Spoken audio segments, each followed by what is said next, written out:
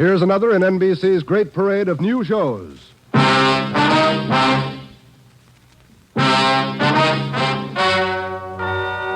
and gentlemen, the story you are about to hear is true. Only the names have been changed to protect the innocent. NBC brings you Dragnet.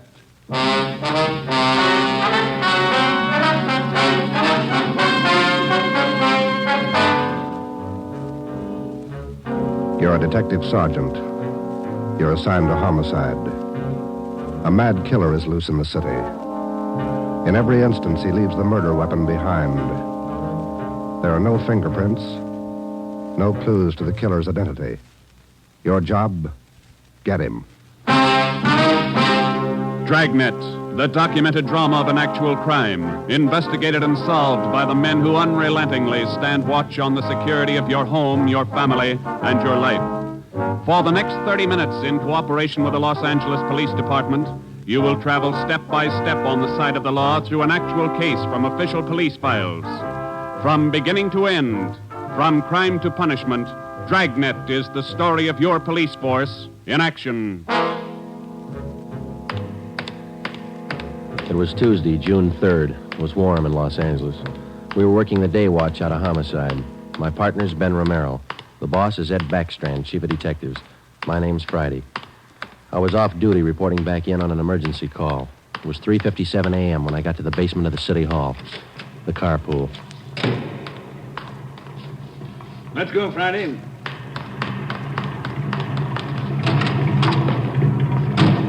Sorry to call you back in. Couldn't be helped. All right, Ben. Okay, Skipper.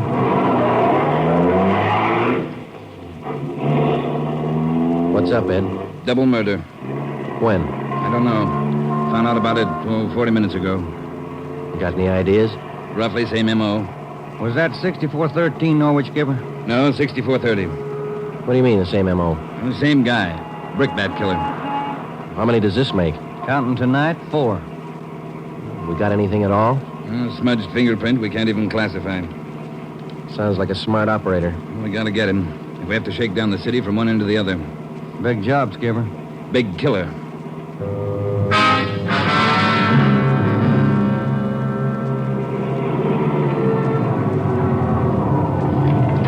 At 4:26 a.m., we pulled up in front of 6430 Norwich Drive, a small group of bungalow apartments facing on an oval-shaped garden court. 2 uniformed officers were stationed at the door to the apartment. Hi, Chief. Hiya, fellas. We went inside. Wellberg from Homicide was waiting for us.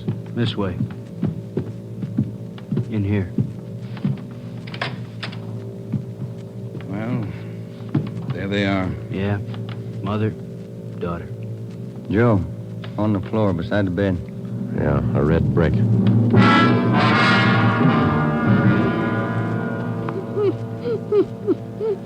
Miss Hafters, we know how you must feel about all this, but would you please try to answer a few more questions for us? Yes. All right. Poor Margaret. Miss Hafters, how long had you known Mrs. Diaz and her daughter? 9 years. This November they moved next door. I remember it so well. We got along right from the start. And as far as you know, the only close friends the mother and daughter had live right here in the apartment court? Yes. Margaret was a pretty girl, but she was no chaser, no boyfriends. Very close to her mother. The 2 of them very close. Did they keep any amount of valuables in the apartment? Money, jewelry, things like that? Oh, no. Mrs. Diaz and Margaret didn't have much, you know. Very modest income. They both worked. And you can think of no good reason. Oh, no. Oh, poor Margaret, poor Mrs. Diaz, lying in there. Shock. It's a terrible shock. Wellberg, Yes, Sergeant. would you show Miss Hafters back to her apartment? Sure, Sergeant. Thank you, Miss Hafters. We appreciate it. Yes, thank you. Poor Margaret. Poor Mrs. Diaz. Well, Joe? Let's check with Ed. He's back in the bedroom. You get anything from the neighbors? The usual, Ed. No jealous boyfriends, ex-husbands, nothing like that. Boys find any evidence yet, Skipper? Well, still working on it. You got any theories? Well, we know the killings were all done by the same guy. Mm-hmm. Cuts the same pattern out of the window screen. Cuts the same pattern with a glass cutter out of the window. Reaches in and flips the locks. All right, where's that leave us? And before he gets inside, he makes sure there are only women in the house. That means he probably watches the house for a few days. Yeah. Once he gets inside, he wants only one thing, to kill. He's never taken any valuables. As far as we can tell, he's never searched for any. What kind of a man works like that? I think the guy's kill crazy. Hey, fellas, Yes, Donner? here's a break. 2 fair prints. 1 thumb, 1 forefinger. What'd you get, Pete? Only got 9 points. Not enough to go into court, but enough to make him. We'll know him when we get him. Yeah. Found the prints on the lens of the old lady's eyeglasses. Probably knocked him off the night table when he went after her. And when he was done, he put him back on the table. Yeah. Had blood on his hands, see? Yeah. That's funny, isn't it? Why would he go to the trouble of picking up the woman's glasses after he killed her? We'll ask him when we find him.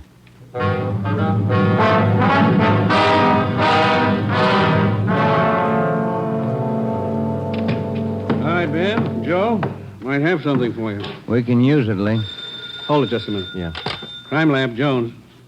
Yeah. Yeah, all right. I'll tell him. Right, Ed. Backstrand. If you're through checking the victim's clothes by 8 o'clock, you can knock off for sleep until noon. What if we're not through? Take it up with the chaplain. Here's what I wanted to show you. Over here. A couple of casts. Bare footprint. That's right. Those from the Diaz place? Found them outside the dining room window in the flower bed. Take a look. Mm-hmm. Good cast. Size 9. 10. Missing toe there, huh? Left foot, first toe. That's lucky. Well, then the guy took his shoes off before he went in that house. That's the way it looks. You leave any other prints, Lee? 3 with his shoes on. Here they are. Here. Yeah. How would you say the guy is built, Lee? Oh, from the impression, pretty heavy man. There's no full length of stride, or I might give you an idea of his height. How about the bricks, Lee? Here they are, all 3 of them. Used this one in the first murder, this one in the second, this one last night. Leaves them around like calling cards, and there's no way to check them. You'll never get a fingerprint off a common red brick like this, Ben. Surface is too rough. Well, we got an idea of his weight. We know that the first toe's missing from his left foot. That's something. The one we had yesterday. We can check that missing toe in the amputation file, Joe. Yeah. Well, we better get back. Pete ought to have those prints ready, too. Thanks a lot, Lee. Okay, fellas. Say, they post the bodies yet? Yeah, they're doing it now. Same as the first 2. The brain? Concussion, hemorrhage. They didn't have a chance. Hold it a minute. Crime Lab Jones. Sure, just a minute. Either one of you fellas. I'll get it, Joe. Okay. Yeah, Romero. Yeah. Good, we'll be right over. They got a make on those 2 fingerprints.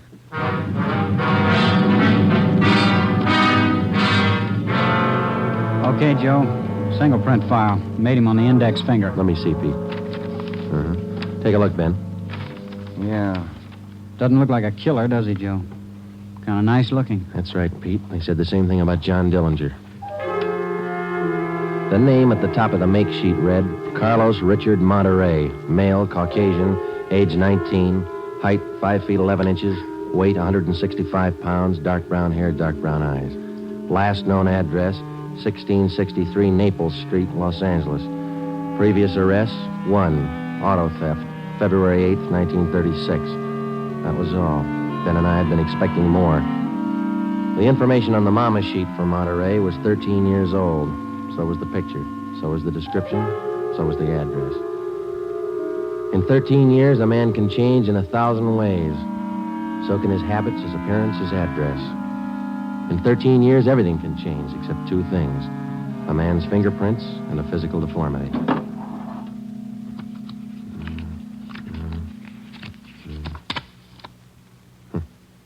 Missing toe on left foot. Carlos Richard Monterey.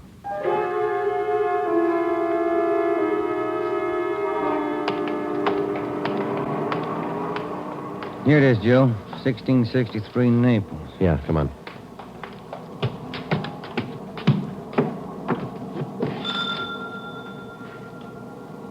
Somebody's coming. Mm-hmm. Yes? What is it? We're police officers. We'd like to ask you a few questions. Oh, yes. Would you like to come in? Thank you, ma'am. Yes? Would you mind telling us your name? Monterey. Isabel Monterey. What is it you want? You're married? Yes. My husband is Francisco Monterey. Would you explain why you are here? We thought you might be able to help us. We're looking for a man named Carlos Monterey. I don't understand you. We're looking for a man. We'd like to talk to him. Do you know where he is? Yes. Carlos is dead 7 years ago. He's dead, my husband told me. And does your husband know Carlos, or did he know him? He was his brother. What about your husband's parents, Miss Monterey? Where are they? They're both dead. Sometime now. Have you ever met Carlos? No, never. I have only heard of him. What have you heard of him, Miss Monterey? Do not ask me. This is important, very important.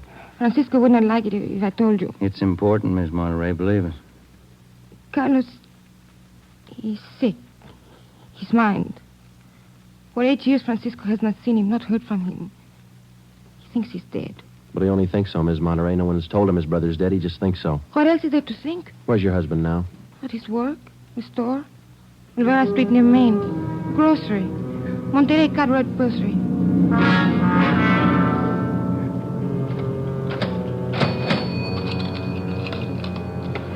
Here's your change. Thank you, Mrs. Myers. Now, look, officers, you know how it is. You don't like to let these things get out. That's why I trust you. You can trust us, Mr. Monterey. We just want to check on a few things. Oh, fine. Always glad to help out if I can. Well, can you tell us if your brother was ever in a mental institution in his life? Oh, I know there was nothing wrong. 1923. Got a little bad, so Mom and Dad had to put him away for a while, just till he calmed down. I remember the day. Sometimes, dumb, stupid kid, what do he know? Standing there by himself in the train, crying. The public nurse, stupid way he cried. What do you do? I cried, too. I was only 10, Sergeant. I saw him go. He was alone. Later on, Mr. Monterey, your brother was released from the state institution. Yeah, he was 16. And then he started running around, playing tough, carried a gun, lived by himself. He never came around. He dropped from sight about 1938. You haven't heard from him since then? Nothing. Never seen him. Do you know of anybody who might have seen him? Oh, there was a girl he had. Anita something. On Soteo Street. Anita Martin, yeah, that's it. Soteo Street. Maybe she's seen him. Ask her. Maybe she's seen him. Carlos Monterey? Not in a year. Last March he was in. When I was working at the Peacock, down on South Main. He came in, we talked for a while. That was all. And you haven't seen Carlos for the past 2 months or so? I tell you, no. Has he written to you? Has he phoned you? Once, 3 weeks ago, he phoned. Here. He left a message with my girlfriend. But he didn't call back again. Now, that's it. That's all I know. Thank you, Miss Martin. Here's our card. If he does call, well, you'll let us know. Yeah, I'll let you know. You liked Carlos, is that it, Anita? Like him? No, I didn't like him. He was funny. But he was nice. You know, I pitied him. Why did you pity him, Miss Martin? Well, he was a good fellow who was strange. He could smile, you know. He had a nice smile, but you could tell he was never laughing. There was something in his mind. Something... Oh, I don't know.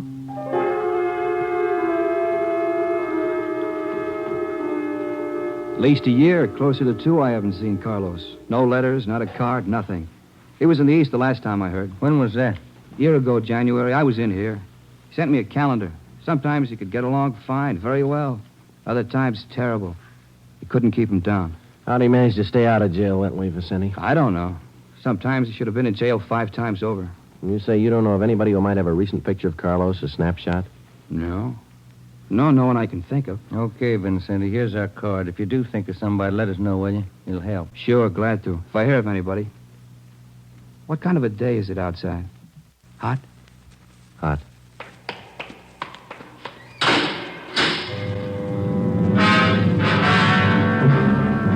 By 5 o'clock that afternoon, Ben and I were certain of one thing. Carlos Monterey was in the city of Los Angeles, somewhere. We drove back to the office and told Ed Backstrand about our interviews with Monterey's relatives and his friends. Inquiries and requests for further identification and information on him were immediately relayed to the state mental institutions. The 13-year-old picture of Monterey taken from the files was copied and distributed with a note of caution as to the age of the photograph. An APB was sent out. Stakeouts were placed at the home of Monterey's brother, at the brother's store, and at the apartment of Anita Martin. A special detail of 300 men was ordered to join the Dragnet already in operation. The details at the airport and the bus terminals were alerted, as well as the details at the Union Depot and the main post office. By 6 o'clock that night, almost 1,000 men were actively working at the job of tracking down Carlos Monterrey. At 6:30 p.m., Ben and I drew a 4-hour relief period. We drove out to Ben's place, and his wife fixed us some dinner. At 10:30 that night, we reported into the office, picked up Ed Backstrand, and we drove out to join the manhunt. Unit 32R on the corner of South Flower and Loomis, the 390W, KMA 367. Unit 12A, code 1. 66A at 864 Wall Street. See the man about a 507, KMA 367. Unit 42, 5430 East Grand, Apartment 10, 311, KMA 367. We cruised with the Dragnet operation until 5 o'clock that morning. Ben and I took turns driving. Actually, the tremendous job of scouring 500 square miles of city for one man was only beginning. Unless there was an unexpected break, the search for Carlos Monterrey could wear on for weeks. It did. Night after night, the manhunt went on, and day after day. There was no break. 16 days later, on a Sunday night, I went to bed early. I read a while, and then I turned off the lamp and went to sleep.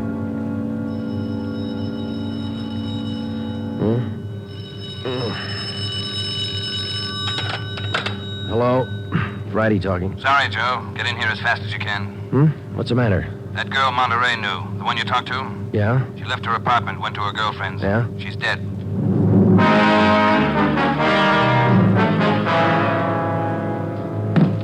There it is.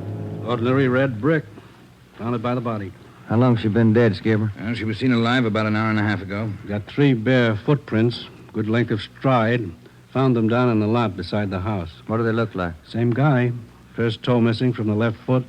The same weight impression. Should be about 5'11". That checks out with what you got, doesn't it? All right, so it's the same guy. What about those shoes we found, Lee? Yeah, they correspond. They were impregnated with foreign matter. What'd you find? Particles of lettuce leaf, dry onion skin, traces of red cabbage. Maybe a vegetable counter. Maybe. What about the city wholesale market down on Front Street? What about any market in Los Angeles? No, Lee, that wholesale market is big enough to hide anybody. Hundreds of transients work in there. Some of them even sleep there. For a guy like Monterrey, it'd be perfect. That's a fair guess. Check it when it opens. They open at 2 a.m. 2:30 now. All right, get back to the office and pick up as many extra men as you need. Get down there right away. Okay, Ed. Now, you know he's a rough one, so watch it. On Monday, June 23rd, at 2 minutes past 3 a.m., we pulled up at the city wholesale produce market. With the exception of 54 police officers in plain clothes who mingled with the buyers and sellers, business went along as usual. The market itself covered almost 3 square blocks in the lower part of the downtown area. It was divided off into hundreds of individual stalls by flimsy wooden partitions. To make the search even tougher, the place was crowded. For the first 45 minutes, we had the men circulate at random through the crowd on the chance that one of them might spot Carlos Monterrey from the 13-year-old picture. It didn't happen. After that, we started a systematic canvass. We talked to the customers, we talked to the managers of the different booths, we gave them Monterrey's description, we showed them his picture. Nobody recognized him. We checked the employment records one by one. Not a sign. Sorry, Sergeant. I'd like to help. I've never seen the guy. Okay, Mr. Snyder, thank you. We sure picked the sweet jobs, don't we? Oh, yeah, we could spend a year at this. Oh, Sergeant Friday. Yeah, Kamansky. Did you find something? Guy at the booth over there against the far wall. Thinks he might have hired Monterrey a couple of days ago. Come on, Ben. Where? Over there, Sergeant. You showing Monterey's picture? Yeah, he thinks it might be him. Mr. Fresnetti, this is Sergeant Romero, Sergeant Friday. Yes, I told your boy, Sergeant. This fellow Carlos, I hired him to help last Thursday. Big rush for me now, so I hired him. You sure he's the man? In the picture? I think so. A little older, maybe. Oh, but I know faces. He's the man. You're looking for him? You say you hired this man last Thursday? That's right. It's a big rush for me now in the morning. I hired him Thursday. He worked Thursday, Friday, Saturday. But he don't show up this morning, so I got no use. Too many men to pick from. He don't show up, I let him go. What kind of work did he do for you? Same as he did for Schiller down there. Heavy work. Moving the stores, cleaning up. What kind of produce does Schiller handle, Mr. Franzenetti? Fancy, very fancy vegetables. Choice. New potatoes, expensive red onions. Schiller sells to the big hotels. Does Schiller handle brown onions, Mr. Franzen? Oh, only the best. Big dealer, that Schiller. Sells it to the big hotels. How long has this Carlos been working around the market? Oh, I don't know. Is it just like the rest? First he worked for me, then Largo Massini, then a Schiller. Hey, why are you looking so hard for him? He stole something? He murdered somebody. Him? Mamma mia, murder. Do you have any idea where Carlos lives? Me? No. And if he comes back here, I tell him to get out. I got nothing to do with this trouble. No, you'll tell him nothing, Mr. Fresnetti. Here's our card. If you see Monterey again, call us. Say nothing to him. Oh, sure. I remember. Joe, call the chief at the office, will you? Message just came in. Thanks, Al. Come on, Ben. Yeah, there's a phone booth. See? No, I don't. Where? Straight ahead, little to the left. Oh, yeah. You got a nickel? Let's see. Oh, yeah. Yeah, there you are. Thanks. I'll see what Ed wants.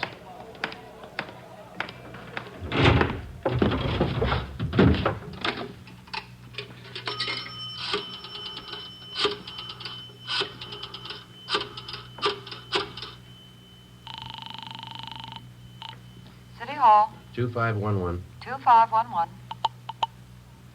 Chief of Detectives Office, Hannon. Hi, Mike. Ed there?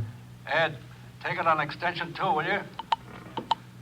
Backstrand talking. Friday, Ed. Move fast on this one, Joe. What's up? Main post office. Carlos Monterey picked up a letter there less than 5 minutes ago.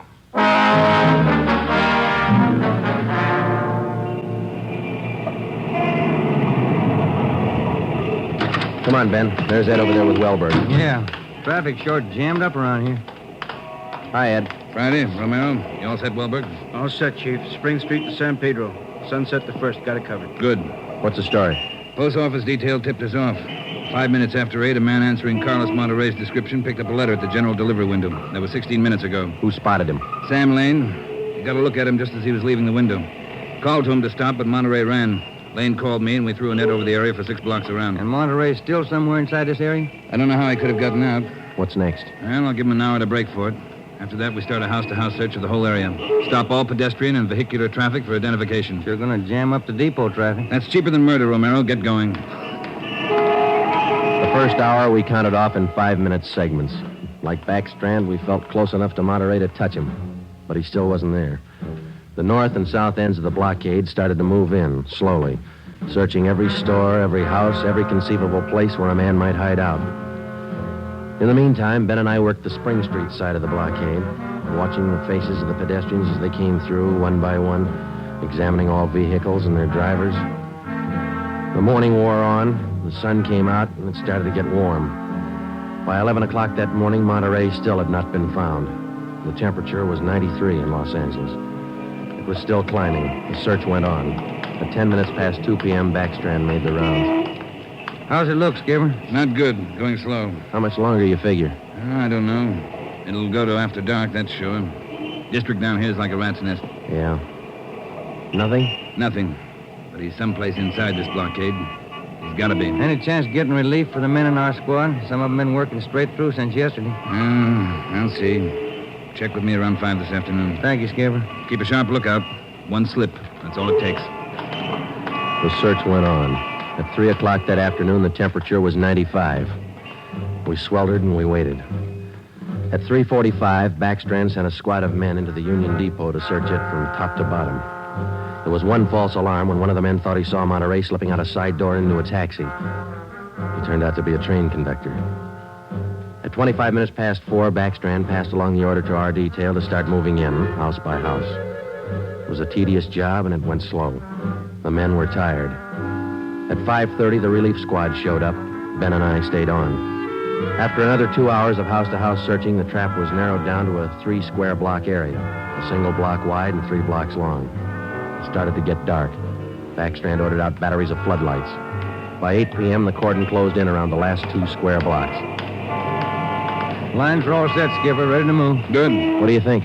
We'll know pretty soon, one way or the other. Frank, keep that traffic moving. All right, you two, get going. See you later, Skipper. Joe, let's take a look in here. Okay. Sure is an old building. Yeah. Where'd Kamansky go? I don't know. He's here a minute ago. Oh, wait. There's his flashlight. It's on the end of the corridor there. He's signaling. Yeah, come on. Kamansky? Yeah. Down below, Sergeant, in the basement. Come on. Monterey? He's been there, I think. Here, this way. Where? Over here. Now watch your step. The light's bad. Here he is. Says he's the janitor. Oh, my head. He's been slugged. All right, come on. How'd it happen? Can you tell us? Yeah, a big man hit me. I came down to empty the baskets. He hit me and ran. Ran over to the new building. The new building? Is that the one next door? Yeah, just a few minutes ago. Nobody's come out of this building for the past half hour. Every door in the place is guarded. No, not the doors. He went through the tunnel. I saw him.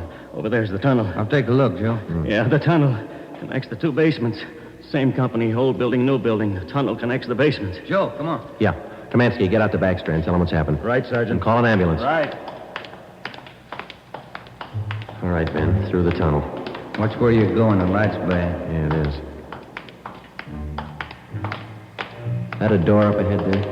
Yeah, I think so. Yeah, let's go.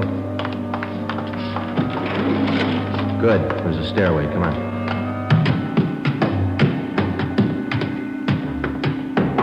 Watch the doors. Joe, the elevators. They're both on the third floor. Let's head for the stairs. Ben, come on.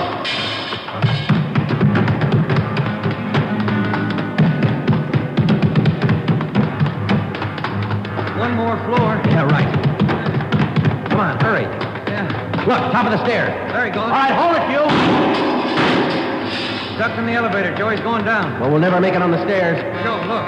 This other elevator. The control lever's bent. Let's try it anyway. Yeah. All right, kick the control lever. Kick it, Ben. That's good. All right, Ben, knock the lever back. Come on, quick. Yep. What's the matter? Joe, it's jammed. We're going past. All right, let's kick it. Here. There, that does it. Can you reach the door control? Wait just a minute. I'll see. Yeah. Okay. Well, he's still in the building. Both elevators are here now. Yeah. Down the hall, Ben. The office on the left, I think. Yeah. Okay, here we are. All right, keep clear of the door. All right, Monterey, put on that gun and come on out. I'll kill you! I'll kill all of you! All of you! Okay, Joe, let's take it. Watch it, Ben. He's throwing everything he can get his hands on. I'll kill you! Come on! Come on! I'll kill you! Get away! Come on, you! Oh! All right, Monterey. Come on, you. Hurry up! Everywhere you! Kill you! Okay, Ben, take him.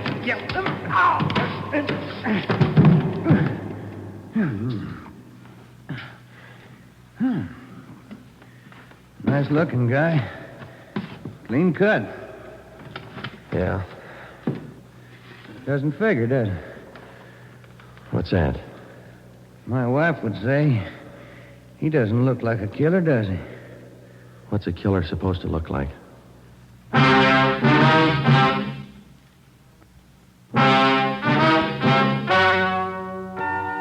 story you have just heard is true.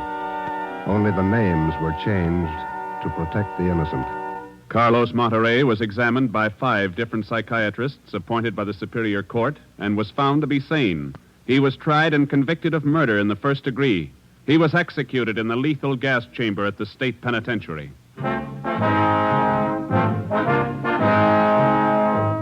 You have just heard the 17th in a new series of authentic cases from official files.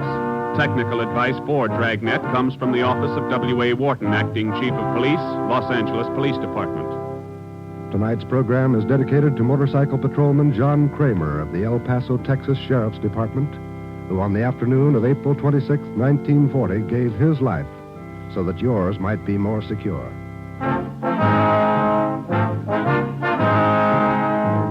Dragnet came to you from Los Angeles. Your tune for the stars on NBC.